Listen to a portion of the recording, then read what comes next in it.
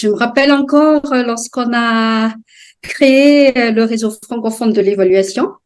Notre association, notre société d'évaluation Malagasy, était parmi l'un des membres fondateurs, parmi une dizaine de pays, je crois. On a fait la cérémonie de signature dans les locaux de l'OIF à Paris. C'était vraiment un événement majeur dans l'histoire de l'évaluation dans le monde francophone. Et Mas est très fière d'avoir été parmi les pionniers de cette initiative. Donc, incontestablement, Mas a beaucoup bénéficié du réseau francophone de l'évaluation en termes d'effets, nous, ne serait-ce qu'en visibilité. Cela jouait beaucoup pour nous en termes de crédibilité. Effectivement, à l'époque, c'était donc en 2013. Mars avait 3 ans. C'est encore un enfant et avec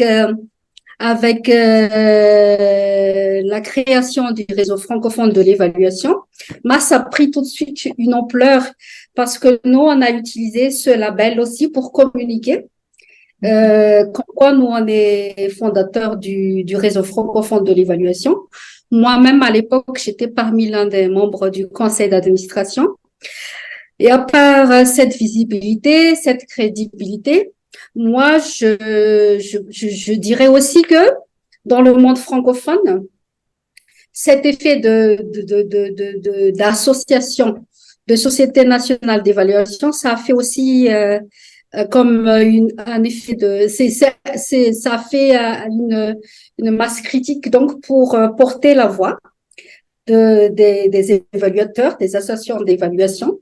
Donc qui ont un poids donc pour influencer aussi bien tout ce qui est démarche d'évaluation des projets programmes dans les pays ou dans chaque pays. Et lorsqu'on a fait l'assise institutionnelle de l'évaluation à Madagascar, il y avait l'ancien président du RFE, Monsieur Teritsu, qui était là avec Katia Papazayan, qui était aussi membre du conseil d'administration du RFE avec moi à l'époque. Donc, ça a été vraiment un signal fort pour nous, pour le gouvernement malgache, pour la politique d'évaluation à Madagascar et qui a abouti donc à ce que l'évaluation soit vraiment considérée aussi comme un levier de développement. À Madagascar, ça a eu un impact au niveau du Parlement qui a créé sa commission d'évaluation. Et d'ailleurs, on avait aussi la Cour des comptes lors de cette assise institutionnelle sur l'évaluation. On avait aussi le gouvernement à travers le ministère de l'économie et des finances. Donc ça, c'est l'exemple le plus concret. Je dis 100 fois oui parce que et à la première organisation des journées malagasy de l'évaluation, on avait eu aussi le soutien du RFE qui a déployé donc des experts qui nous ont appuyés pour justement pour certaines rubriques, par exemple la formation, le renforcement de capacité. Et ça, c'était un soutien vraiment que en tant que masse, nous on a obtenu du RFE. Il y a aussi plusieurs autres, on va dire, apports. Par exemple aussi, lorsqu'on a organisé, on a fait un PIFED décentralisé, donc c'est la formation de l'ENAP du Québec sur l'évaluation en développement. On a fait ça.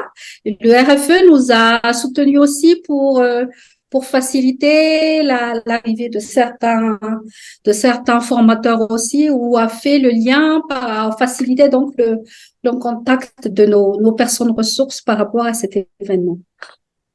Le RFE a joué un rôle parce que là, récemment, justement, à la suite de cette assise institutionnelle sur l'évaluation, il y avait une feuille de route qui a été mise en place.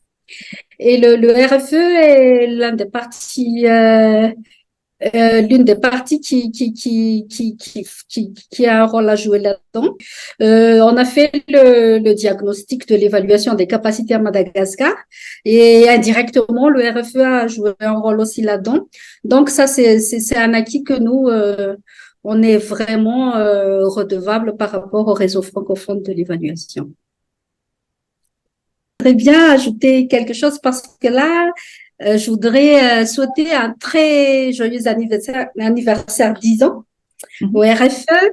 Là, j'ai une pensée pour Marie Gervais qui était là avec nous au départ lorsqu'on a fondé le réseau francophone de l'évaluation. Elle était aussi, en même temps que moi, parmi les membres du conseil d'administration du RFE lors de sa mise en place. Donc, Marie Gervais, c'est une figure que, en tant que réseau francophone de l'évaluation, on ne peut pas l'oublier.